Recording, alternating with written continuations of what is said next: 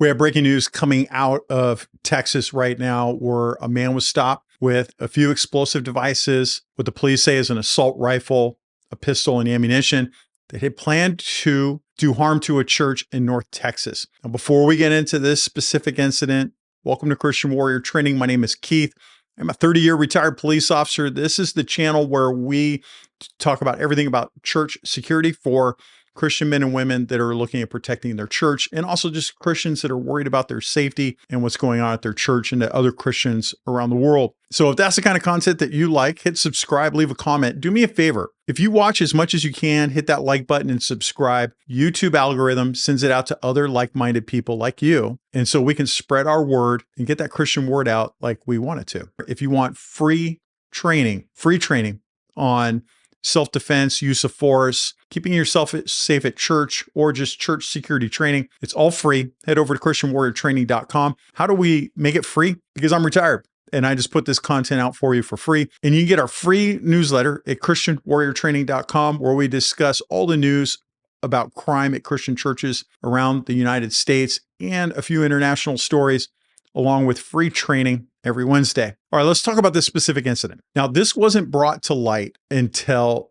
just recently by the Dallas Morning News, who obtained some of the information, some of the reports from White Settlement Police and the fire department there. Now, this happened back on November 26, where police officers were called around 5:30 in the morning to the 9200 block of Jason Drive, which is a residential area, after receiving reports from residents about a suspicious vehicle parked on the residential street. When police arrived, they found the man was sitting in the van with a handgun in his lap, and he was experiencing what the police said was a mental health issue. Now, police seized the handgun, two long guns, which included what they described as an assault rifle, and explosive devices from the van. Now, during the search and during the conversation with the man, he admitted that he had planned to attack a church somewhere in the North Texas area. Now, he is in a mental facility right now.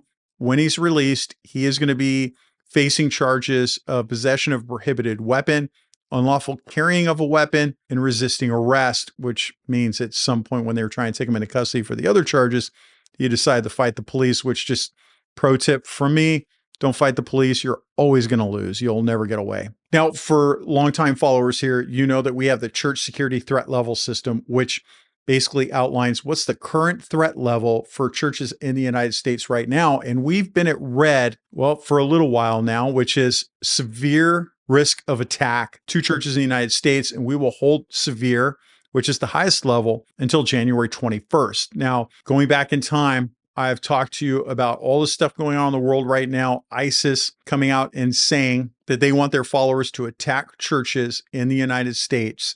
And that has happened twice already, once in Idaho, where a man was stopped before he carried out the attack on behalf of ISIS. And then again, there was one in Houston, Texas, earlier this year from a person that had mental illness that was following ISIS's call to attack a church. So we have had incidents, and we've been at that red for a reason. Did this guy have ties to a terrorist organization? We don't know. He's probably just mentally ill, but they hear those calls, the mentally ill do, or the demon possessed, and they want to go out and follow those orders that were given by horrible people. Now, if you want to know more about our current threat level and why we're there, head over to christianwarriortraining.com. I've got all the information there about why we're there. There are some other things I want to talk about here, though. There was an active shooter in White Settlement just a few years ago. Now, if you're on YouTube, you're not going to be able to watch the whole thing because of YouTube censorship. I still think that loses. So if you want to see this whole video, head over to christianwarriortraining.com. It's actually Substack when you go to that URL. And Substack does not censor me like YouTube does. These boys here, they're the real heroes. So I put an unredacted video over on Substack where we're going to talk about what I'm talking about here in a moment. So head on over there. Okay, so we're all back together. If, again, YouTube, you missed some great video, not a great video, it's a horrible video, but a good teaching point. When we go back and look at that video, it's a reminder that this, even though this guy is saying that he wants to blow something up and he wants to attack a church, a lot of people are going to want to dismiss that, and you can't, because from the video we just saw, you can clearly see that there are people that want to do evil. And here we are in White Settlement again. That incident happened in that same city. And then here you've got it again. Now, were they going to attack a church in the White Settlement or Fort Worth or somewhere else? We don't know, but you should take it seriously. Now, as we do in every incident, we talk about the incidents, but I also talk about what you can do to prepare your church in case an attack like this comes where a man has long guns, pistols, and bombs and wants to do harm to a church. We always talk about what you can do to prevent that. Now, first, we have to acknowledge the neighbor in White Settlement that called this guy in. People often ignore the little voice in their head that senses danger. They ignore it. They find a reason like, oh, he's just a homeless guy sleeping, or they find some reason it's not a big deal. But this person listened to the voice in their head that said, I should probably call the police. Now, as a police officer or a retired police officer, I loved it when people called because I loved catching bad people that were going to do bad things. So here the police responded, and it turns out the man's sitting in their neighborhood with bombs and guns. I would want to know that. So I encourage you to listen to that voice in your head that tells you something's not right and follow it. I've listened to the voice in my head all the time. I often wonder if it's God talking to me and telling me to do certain things. I know that little voice has saved lives and saved my own life several times. Let's talk about some security recommendations that we're going to want you to take, all right? This is going back to our severe risk of attack where I've put, we're at that elevated level. We want to reiterate the need for a visible, well-trained security force, especially at church entry points. So at your church, you don't want any entry point to be uncovered. You shouldn't have a door open and not have a security member at that door. So if you only have 2 people that can cover doors that day, then only 2 doors are open. If you got 4 people available to watch doors, then you got 4 doors open. Now that doesn't include somebody watching a video camera because you need somebody to be able to respond right away. When that guy comes in, I debrief active shooters at churches all the time. When I do that, you can see that all of it kicks off as the guy enters or the girl enters the church building. That's usually where it's going to start, at least the suspicious behavior or the being able to see a visible gun or something like that. I do recommend that you have armed security. You're a church. Christians are persecuted.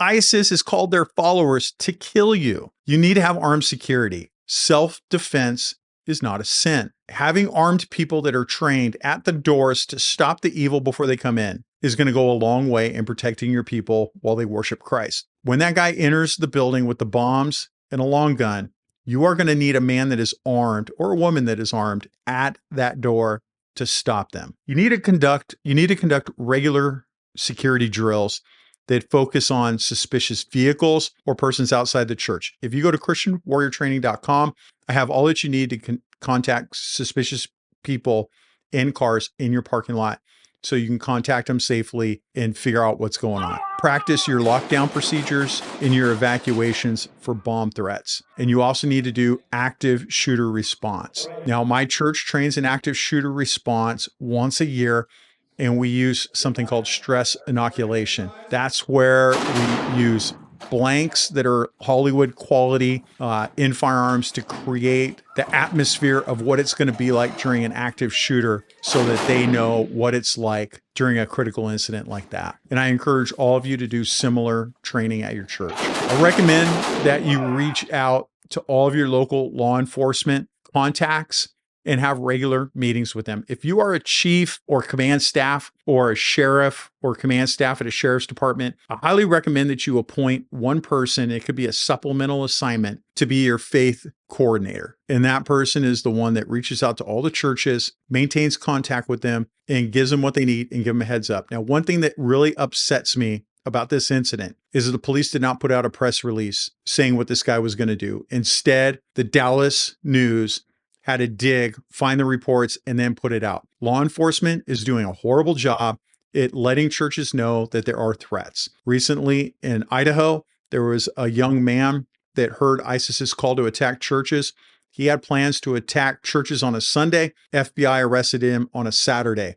Nobody was notified that something like this was going to happen. Law enforcement, if you're watching this, you absolutely have a duty to let the public know that something like this occurred so they can take proper precautions to protect their people. You are failing our communities. Now, that's a hard thing for me to say being a 30-year cop, but I can tell you right now, probably what happened, there was a cop at the scene that decided he had enough that people should know, and he probably tipped off the news and told the news what report to get. And that's how the news found out. Why do I know? I did it all the time. There were things that I thought should be out in the public. Command staff decided they didn't want to put it out, which I thought was BS. So I just called the news and told them what the report number was or what email to get or whatever, so they can find it and then get the truth and put the truth out to the public. So just know, for the public, I know I'm slamming police leaders, but you also have to know that there's good cops out there that are looking out for you, and just keep your head up. I do want to end with it. I know it sounds like every time you watch this channel and get my newsletter that it seems like every church is getting attacked. Now, look,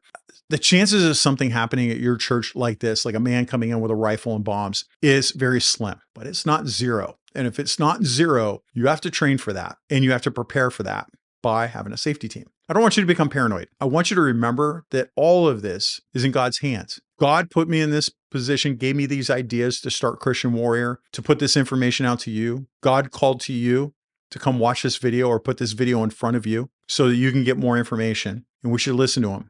And we should protect our churches. Protecting our churches is not a sin. I have an article coming out in the next couple of weeks about self-defense and is it a sin? I have the view of the pacifist viewpoint, and then people like us, the protector. And I look at the two viewpoints, and I look at what scripture says about self-defense, and we break it down. And I know a lot of people are like, of course, look at Luke 22. Of course, it's not a sin, right? It's not that simple. There's a lot to look and unpack. I understand the pacifist view, but I break it all down so that you have a better understanding. We have to protect our churches. Bad things are happening, and law enforcement leaders are failing us by not warning us. And I hope law enforcement leaders are watching right now and are listening to my words, that they need to put stuff out. And I hope they respect my position. I mean, you can look over my shoulder here. I'm not some guy that just did 5 years and started a YouTube channel. I got 30 years of experience, including 20 years on SWAT. Remember, when we leave here, I want you to pray unceasingly for yourself, your family, and your church, for your guys' safety,